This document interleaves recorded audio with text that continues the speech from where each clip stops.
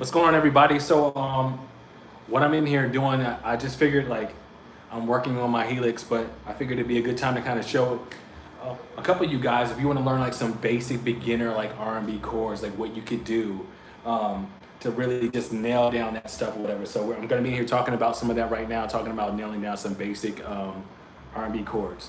So just give me a little bit. I'm going to like work through some couple of different ideas really quick to kind of help you out. You know what you think about it. Cool, right?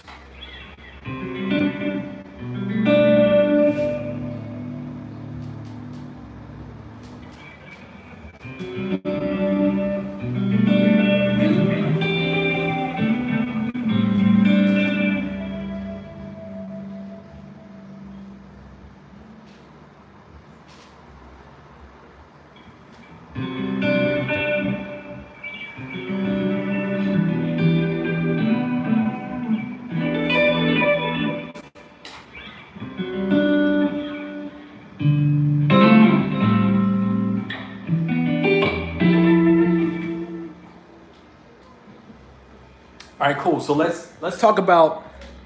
Sorry, I'm in here trying to get you guys squared away. So let me put you right here, so we can work out some stuff. So let's talk about some beginner like R&B chords, what you can do, right? So there's a lot of different ideas that you can use in order whenever you're approaching how to begin to play R&B. But the foundational things that you want to start thinking about is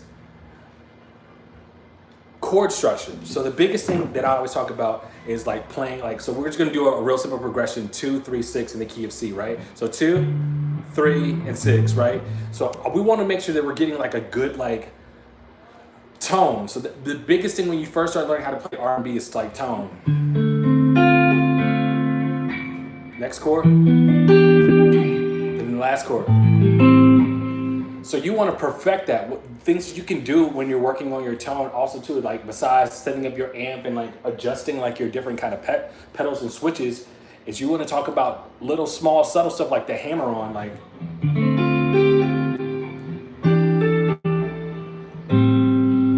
that little.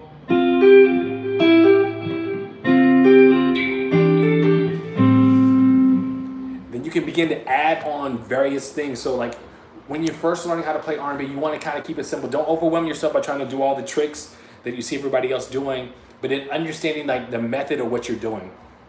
So like understanding the shapes. On that, it's a minor 7 shape, right? Another minor 7 shape on the 6th string. Understanding that because again, you can take those same shapes. Let's say we're in the key of C. Let's say we want to go to the key of D, right? 2, 3, 6. We're learning all about that different kind of styles of playing. You know what I'm saying? So it's really important when you first learn to start playing R&B that you want to remember the patterns. The patterns are extremely important because the patterns are really what you use whenever you start playing. It doesn't matter the key, but if you remember the patterns, that's going to be like a foundational piece to your playing. So never take for granted that you just like only know a few chords or whatever. Just really be like mindful to learn those patterns because those patterns are going to be the things that are going to take your playing to the next level. You can build and have a good foundation based upon those patterns that you're not like just stuck and feeling like, oh, I don't know where to go. I don't know what to do. Those patterns are extremely important because they're going to help shape your sound. So it's really important to remember those patterns. And like I said, adding like different elements with the different hammer-ons, different kind of pull-offs, different kind of slides. You can do so much stuff. Like I said, if I go back to the basics of what we were doing, we're back in the key of C, right? That 2, which is going to be that D minor 7. That 3, which is going to be that E minor 7. Then that 6 is going to be the A minor 7. So just all by itself, those chords are just kind of whatever. And what I'm doing now is like an arpeggiated thing where I'm like going through each string.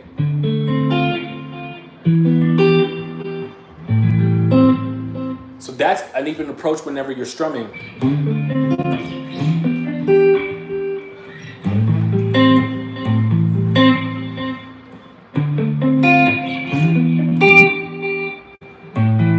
And then you can add like a lick.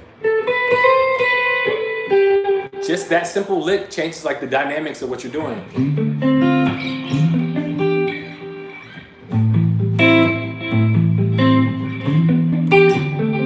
I'm taking those same 3 chords, but the rhythmic part that I'm adding to it is already changing the dynamic and the feel of how that chord progression is moving. It's really taking like a simple progression, but realizing how you can change the dynamics of it just with the rhythm that you're doing. So again, I'm using 3 chords, but I'm changing the chords based upon the rhythm. Like I'm hitting the strings, like that kind of hitting, like just to establish like the rhythm.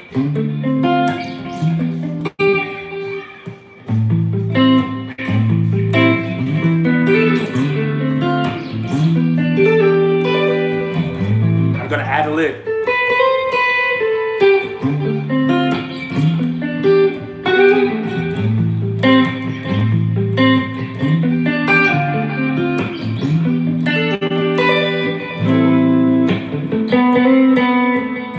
And all I did right there is it's the same lick, but I played the octave of it, right? That's the octave of the same lick that I was automatically doing. So the thing about R&B is, what you can do a lot of times is you can regurgitate the same lick by playing the octave of it. So don't feel like you got to have like 1,000 licks in your repertoire. If you can have a couple licks that are substantial, that are really good, you can use those same licks in order to expand whatever you're doing. Everything that I want you to really think about and focus on is placement. The placement of your chords, the placement of the rhythm, those kind of things are what enhances your playing and changes the dynamics of how you sound and how you feel. So just remembering, changing those particular things are extremely important. Those are just some good foundational pieces. I didn't want to get on here and like give you so much that it just like overwhelms you, but I wanted to talk about some of the beginner basic things that you can do whenever you're learning R&B, so that way you can use and add it to your playing. And if you love the stuff that we're doing here, man, I encourage you to really go and check out carry2smooth.com, because again, I've got some lessons on specifically basic R&B, beginner R&B, that's going to really help enhance your playing. It's going to give you the foundational tools that are going to really like take you to the next level. So I just wanted to hop on here really quick and just give you like a glimpse of what you can do whenever you're learning how to play R&B in order to like make yourself better. We took 3 chords, understanding, just remember like the format and the patterns, 3 chords, and I made like an R&B groove to make it feel like something. So I remember that minor 7 shape. Those are the shapes that I'm using. I'm just using 2 shapes. I'm using the minor 7 shape on the 5th string. I'm using the minor 7 shape on the 6th string. And I'm working on that rhythm. The strum pattern that I'm using is an arpeggiated strum pattern.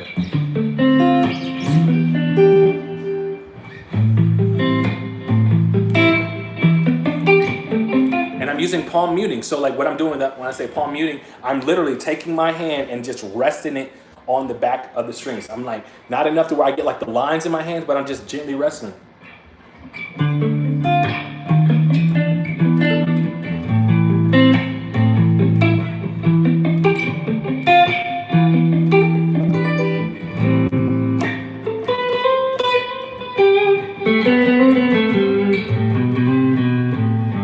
I'm recycling that same, like just playing the octaves.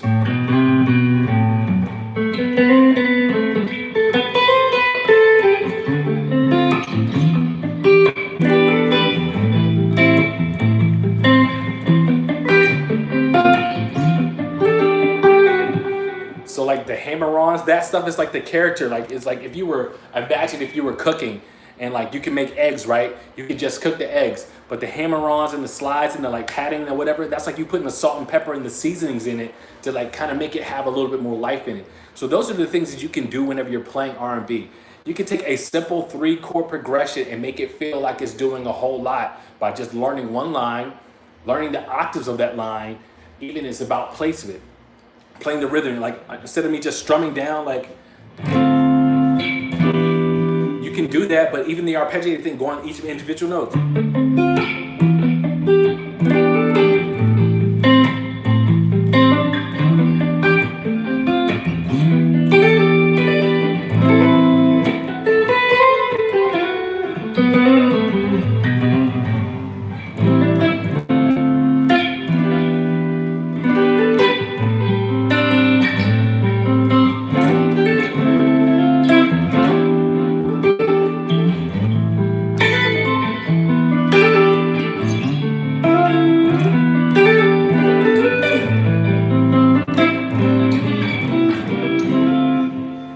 that you get into the foundation, like the more you start to learn and understand the basics of it, you can begin to build off of those 3 chord progressions. So what I started to do towards the end was I started to walk the bass line, just using the bass notes.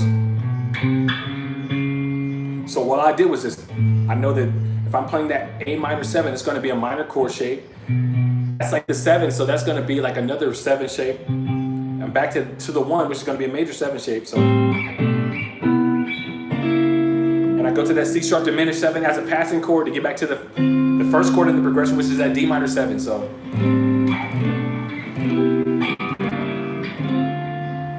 taking a 3 chord progression and then building upon it. Those are some of the things that you're going to learn in that beginner course, because again, I want to equip you with the tools that are going to help you like get better. So it's all about literally taking the stuff that you're learning and building upon it. Don't feel like you got to come out the gate and like just smash everything that you know, but taking the pieces, using those pieces and adding upon those pieces in order to make yourself a whole lot better.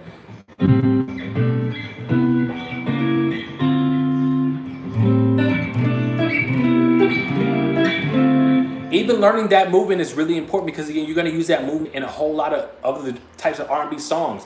Just remembering that movement. So it's just essentially 6, 7, 1, diminished 2 or flat 2. Remember why we call it a flat 2, because we're going up 1, we're flattening out. So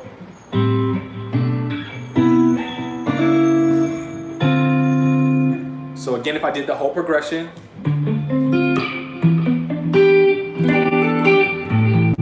I'm going to do that movement.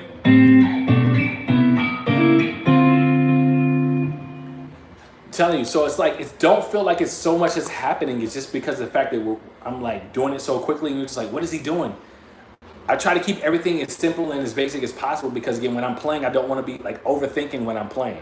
I just want to keep it really simple, because again, that's going to be the thing that's going to help me get better as a guitarist whenever I'm starting to play. Just understanding that, like doing those movements. And the fact that you as a guitar player are doing those kind of chords, because most guitar players are not doing that kind of stuff. That's the stuff that pushes you over the top, because again, as a musician, when I'm hearing that, like, oh man, the guitar player just gave me some sauce. That was the sauce. You walking the bass line with the chords. So those are the things that I want you to think about when we talk about learning basic R&B. Understanding, learning the shapes, remembering the patterns, learn a few licks. When you learn those licks, learn the octaves of those licks, because again, you don't have to wow everybody with 1,000 licks. Learn a couple licks, you can regurgitate the licks.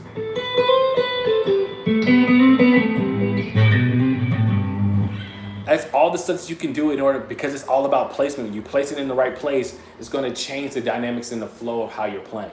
So those are just a couple tidbits that I wanted to hop on here really quick for you to think about. Learning the patterns, learning the shapes, remembering the placement, knowing how far in between the chords were. So that first chord to the next chord is 2 frets. So that first chord, we're starting on the index finger, that's how I'm counting. 2 frets, 1, 2, right? We go back to that first chord. We know right above that first chord is the 3rd chord. So it's 1, 2, and then 3. So remember that spacing is really important to learn, and remember that spacing, because that spacing is what's going to change.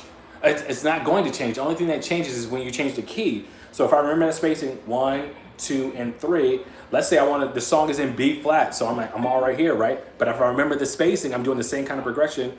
1, go up 2, and then I know that the 3rd chord is on top of that. So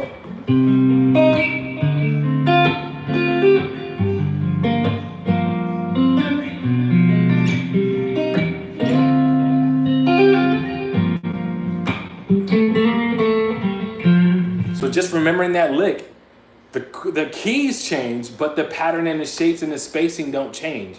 I cannot stress that enough. Once you learn the patterns and the shapes and the spacing, it's going to unlock a whole lot of stuff for you. So those are my tidbits for the day. I hope that you learned a lot, that you gained a lot from this. I just wanted to hop on really quick and just show you a couple different things that you can use and you can apply to your playing. If you want to do more, if you want to go deeper, go on carry2smooth.com. I have a beginner R&B course that's available that's really going to take your playing to the next level and give you more instruction and foundational things that's going to definitely unlock your full potential as far as you playing. So I hope you guys enjoyed it. I hope you love it, and I'll talk to you guys soon.